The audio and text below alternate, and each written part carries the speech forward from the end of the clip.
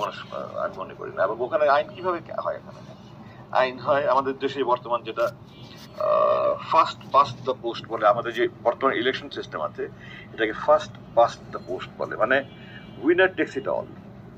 আপনি 35% ভোট পেয়েও আপনি 151টা সিট পেলে আপনি সরকার গঠন করলেন এবং এভরিথিং আপনার কাছে। বাকি 65%, 3/2 ভোটারের কিন্তু কোনো মূল্যায়নই নেই, ওই ভোট কিন্তু জিরো। এটার জন্যই অধিকাংশ ইউরোপিয়ান কান্ট্রি, ওয়েস্টার্ন ইউরোপিয়ান, পূর্ব ইউরোপ, পশ্চিম ইউরোপ দুইখানেই অধিকাংশই কিন্তু পিয়ার সিস্টেম আছে, যে ওখানে প্রতিটা ভোটের মূল্যায়ন হয়। এগুলো দুটোই সুবিধা অসুবিধা উভয় আছে, দুটো সুবিধা অসুবিধা।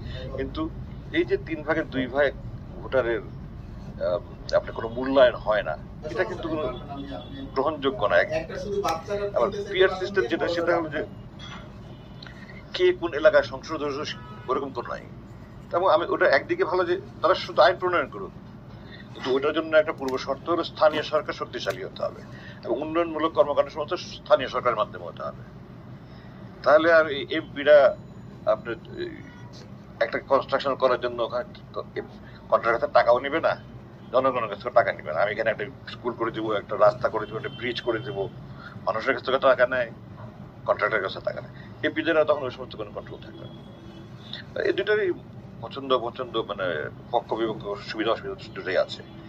বাট এটা নীতিগতভাবে তো আপনি দেখেন, যদি সত্যিকার 3/1 ভোট পেয়েছে উইনার টেক্সি দল, তারাই সব সরকার, তারাই এভরিথিং, আর বাকি তাহলে 3/2 ভোটের মূল্যায়ন কি হলো? তাদের ভোটে কোনো মূল্যই থাকলো না। তো এই তো এটা নিয়ে আলাপ আলোচনা করে যারা বিশেষজ্ঞ, কোনো মূল্যায়ন হয় না, এটা কিন্তু কোনো গ্রহণযোগ্য না একদিক থেকে।